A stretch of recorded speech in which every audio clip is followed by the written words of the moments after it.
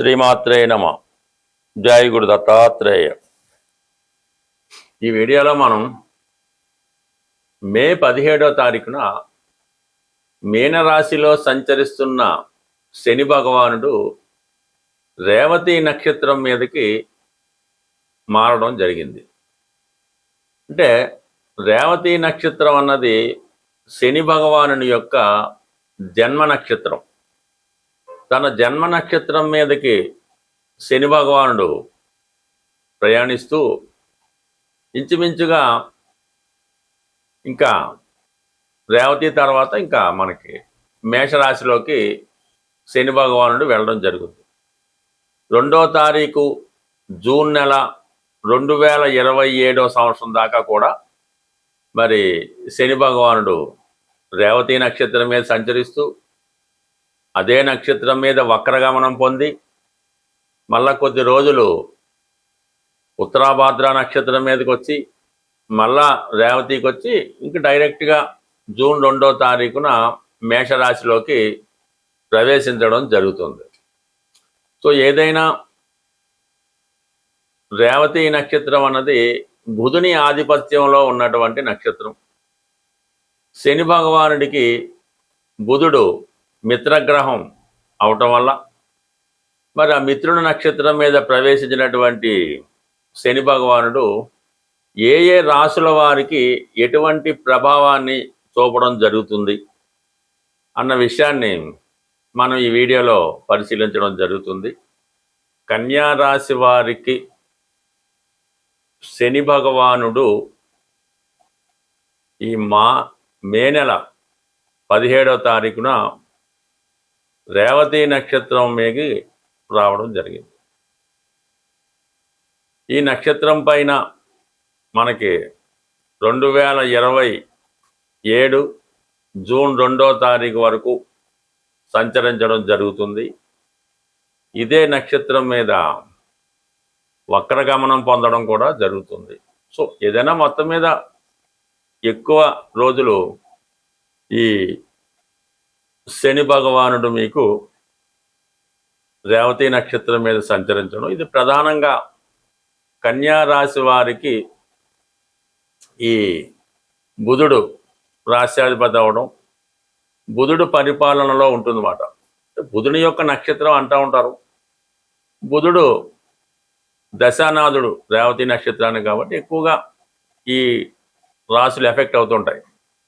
బుధుడు నక్షత్రాలైనటువంటి రేవతి, ఆశ్లేష, జ్యేష్ఠ, ఈ 3 నక్షత్రాల మీద ఏ గ్రహం సంచరించినా అది మిథున కన్యా రాశుల వారి మీద ఆ ప్రభావం ఉండడం జరుగుతుంది. అందువలన ప్రస్తుతం కన్యా రాశిలో శని భగవానుడు ఉంటే మీకు ఏ ఫలితం వస్తుందో ఆ ఫలితం అన్నది ఇప్పుడు రావడం జరుగుతుంది. అలాగే దశమ భావ ఫలితాలు కూడా రావడం జరుగుతుంది. ప్రధానంగా కన్యా రాశి వారికి శని మిత్రగ్రహం, షష్టాధిపతిగా పంచమాధిపతిగా రాశిలో సంచరించే ఫలితం అంటే టెంపరీగా వస్తుంది. ఇది డెప్త్గా జ్యోతిష్ శాస్త్రం మీద కొద్దిగా అవగాహన ఉన్న వాళ్ళకి అర్థమవుతుంది తప్ప మామూలుగా ఇది కాదు. కొద్దిగా అర్థం అవడానికి మీకు ఈ విధంగా క్లారిఫికేషన్ ఇవ్వడం జరుగుతుంది. శని భగవానుడు మీనరాశిలోనే ఉంటాడు, రేవతి నక్షత్రం మీదే సంచరిస్తాడు. అయితే మీకు ఎక్కువ ప్రభావం పడుతూ ఉంటుంది. అందువల్ల ఈ సమయంలో మీరు వృత్తిపరంగా ఎక్కువ కష్టపడవలసి ఉంటుంది, అధిక శ్రమ చేస్తారు. కొత్త ఉద్యోగ ప్రయత్నాలు చాలా వరకు ఫలించే అవకాశం ఉంటుంది. ఏదో ఒక బలహీనత మీకు ఈ సమయంలో వచ్చే అవకాశం ఉంది. అజీర్ణ సమస్యలు కానీ ఏదైనా కొద్దిగా దీర్ఘకాలిక వ్యాధులు ఉంటాయి, బయటపడడం కానీ ఉండే అవకాశం ఉంది. అంటే ఇది బయటపడడం వల్ల దాని నుంచి మీరు పూర్తిగా నివారణ పద్ధతులు పాటిస్తూ ఉంటారు అన్నమాట. అంటే ఆ వ్యాధి నుంచి మీరు బయటపడడం జరుగుతుంది. సరైన వైద్యం చేసుకోవడం వల్ల సంపూర్ణ ఆరోగ్యవంతులు అవ్వడం జరుగుతుంటుంది. చాలా వరకు మీ నడవడికలో ఒక క్రమశిక్షణ కనబడుతూ ఉంటుంది. ఎప్పటి పనులు అప్పుడు పూర్తి చేసుకోవడం వల్ల చాలా ఉత్సాహంగా ఉండడం జరుగుతుంది. బట్ ఏదైనా క్రమశిక్షణతో ఉంటారు. సో మీ పనులు మీరు మాత్రమే చేసుకుంటారు. ఆ విధంగా చేసుకోవడం వల్ల కూడా శని మీకు మరింత ఉత్తమ ఫలితాలు ఇవ్వడం జరుగుతుంది. అలాగే దశమం మీకు మిథున రాశి కూడా బుధుని యొక్క రాశి అవ్వడం వల్ల ఉద్యోగపరంగా అదనపు శ్రమ పడవలసి ఉంటుంది. సడన్గా బాధ్యతలు పెరుగుతాయి. ఫర్ ది సేమ్ టైం కొత్త ఉద్యోగ ప్రయత్నాలు కూడా ఫలించే అవకాశం ఉన్నది ఈ రాశి వారికి. అయితే ఇంకా మీకు ప్రధానంగా ఈ జూలై 27 నుంచి, అంటే వచ్చే నెల జూలై 27 నుంచి అటు ఇటుగా డిసెంబర్ 11వ తారీఖు వరకు ఈ శని భగవానుడు వక్రించబోతున్నాడు. ఇది జీవితంలో మళ్ళా మీకు చాలా బెటర్ టైం అన్నమాట. అంటే జూలై 27 నుంచి డిసెంబర్ 11 మధ్యలో శని భగవానుడు మీకు 6వ స్థాన ఫలితాలు ఇవ్వబోతున్నాడు. అంటే 6వ స్థానంలో గతంలో ఉండగా ఎటువంటి ఫలితాలు పొందారు అంటే కొత్త ఉద్యోగ ప్రయత్నాలు ఫలిస్తాయి. గతంలో మీరు ఏదైనా ఉద్యోగం కోసం ప్రయత్నం చేసి అది రాకుండా ఉంటే ఆ ప్రయత్నం ఫలిస్తుంది. అలాగే చాలా వరకు కొన్ని న్యాయపరమైనటువంటి చిక్కుల నుంచి బయటపడడం, ఇవన్నీ కూడా ఈ రాశి వారికి అనుకూలిస్తుంది. అంటే మొత్తం మీద అటు ఇటుగా రేవతి నక్షత్రం మీద శని సంచారం, ఈ వక్రగమనం చాలా వరకు అనుకూలిస్తుంది. అయితే ఏంటంటే మీరు ఏదన్నా ఇంపార్టెంట్ కార్యక్రమాలు లాంటివి, ఉద్యోగ ప్రయత్నాలు లాంటివి జూన్ 2, 2027 జూన్ 2 మాత్రమే మీకు శని అనుకూలంగా ఉంటాడు. దాటితే అంటే 2027 జూన్ 2 తర్వాత శని మీకు అష్టమ స్థానంలోకి ప్రవేశించడం, అది ఆ శని భగవానికి నీచ స్థితి అవడం, చాలా ఇబ్బందులు ఈ రాశి వారికి ఆ సమయంలో ఎదురవుతాయి. అందుకని ముందుగానే ఇంపార్టెంట్ కార్యక్రమాలు, సెటిల్మెంట్ లాంటివి ఉంటే చేసుకుంటే మంచిది. ఏదైనా ఒకరి జీవితంలో వ్యాపారమా, ఉద్యోగమా, అతను ఏ విధంగా ధనాన్ని సంపాదిస్తాడు అన్నది శని భగవానుని యొక్క స్థితి బట్టి ఆధారపడి ఉంటుంది. కర్మకారకుడు కాబట్టి మన కర్మని నిర్దేశించడం జరుగుతుంది. అలాగే ఆయుష్కారకుడుగా ఈ భూమి మీద జాతకుడు ఎంతవరకు ఈ శరీరంతో ఉండడం జరుగుతుంది అన్నది కూడా శని భగవానుడు నిర్ణయించడం జరుగుతుంది. అలాగే వివాహ సంబంధించిన విషయంలో వివాహం ఎంత అన్యోన్యంగా ఉంటుంది, ఏ విధంగా ఎన్ని సంవత్సరాల పాటు వారి వైవాహ జీవితం సాగుతుంది అన్నది కూడా ఈ శని భగవాన్ని బట్టే రావడం జరుగుతుంది. ఏదైనా అతని అలవాట్లు, ఆలోచనలు, అతని యొక్క ధర్మ కార్యక్రమాలు, చెడు కార్యక్రమాలు, వ్యసనాలు ఏదైనా శని భగవాన్ని బట్టి ఆధారపడి ఉంటుంది. జాతకుడిని అత్యంత హీనస్థితిలో చాలా విధంగా ఇబ్బందులు పెట్టడానికి, అంటే ఇంచుమించుగా మీకు అందరికీ తెలిసే ఉంటుంది, నలమహారాజు మహాచక్రవర్తి కూడా ఈవెన్ కట్టుకోవడానికి సరైన బట్ట లేకుండా ఇబ్బంది పడడం జరుగుతుంది. సో అలాగే వైభవాన్ని ఇస్తే ఎంత గొప్ప స్థాయికి తీసుకెళ్తాడో అది ఎవరు ఊహించలేనిది. సో ఈ విధంగా ఈ శని భగవానుడు రేవతి నక్షత్రం మీద ప్రయాణించున్న సందర్భంలో ప్రధానంగా ఉన్నటువంటి ఏ ఏ రాశుల వారికి ఏ విధంగా ఉంటుందో తెలుసుకుంటూ మరి ఈ పరిహారం, అంటే బుధుడు విద్యాకారకుడు, వ్యాపారకారకుడు, అందువలన వ్యాపార పరంగా కొద్దిగా ఆర్థిక మాంద్యం ఏర్పడడం కానీ, ప్రజల దగ్గర ధనం రొటేషన్ తగ్గడం కానీ, వ్యాపారాలు సజావుగా సాగకపోవడం, విద్యా సంస్థలు అంత సక్సెస్ఫుల్గా నడకపోవడం, విద్యార్థులు కూడా విద్య మీద పెద్ద శ్రద్ధ పెట్టకపోవడం, ఇవన్నీ కూడా అంటే బుధుని యొక్క కారకత్వాలన్నీ కూడా కొద్దిగా ఇబ్బంది పడుతూ ఉంటాయి. అంటే వాటిని లైన్లో పెట్టే, దారిలో పెట్టే ప్రయత్నం శని భగవాన్ చేస్తాడు కాబట్టి. బట్ ఏదైనా వ్యాపారస్తులకు మాత్రం ఇది కొంతవరకు గడ్డు కాలం అనే చెప్పచ్చు. ప్రజల దగ్గర రొటేషన్ తగ్గుతూ ఉంటుంది, సేవింగ్స్ తగ్గుతూ ఉంటాయి, అలాగే వాళ్ళ దగ్గర కొనుగోలు శక్తి తగ్గుతూ ఉంటుంది.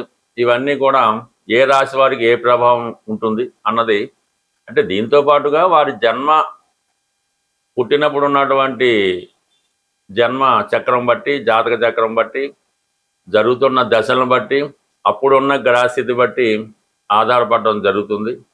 బట్ ఏదైనా ఈ ప్రభావం ఏ రాశుల వారికి ఏ విధంగా ఉంటుంది అన్నది డీటెయిల్గా తెలుసుకుంటూ చివరిలో ఏ రాశికి ఏ పరిహారం చేసుకుంటే బాగుంటుంది కూడా మనం తెలుసుకొని శని భగవానుడి యొక్క అనుగ్రహానికి పాత్రలొద్దామని ఆశిస్తూ, ఏదైనా శని భగవానుడు గోచారరీత్యా కానీ దశారీత్యా కానీ ఇబ్బంది పడుతున్నప్పుడు చాలామంది ఈ పరిహారాలు అన్నవి చేయించడం జరుగుతూ ఉంటుంది. అందులో ప్రధానంగా శని భగవానుడికి తైలాభిషేకం, శని భగవానుడికి జపం చేయించడం, ఇవి నడుస్తూ ఉంటాయి. అయితే ఏదైనా శని భగవానుడి యొక్క పరిహారం చేద్దాం అనుకున్న వాళ్ళు ముందు వాళ్ళలో ఉన్నటువంటి బలహీనతల్ని తొలగించుకోవలసి ఉంటుంది. అప్పుడు మాత్రమే మీరు చేసే పరిహారం అన్నది మీకు రావడం జరుగుతుంది. ఏదో ఒక వ్యసనంతో మీరు బలహీనుడై ఉంటారు.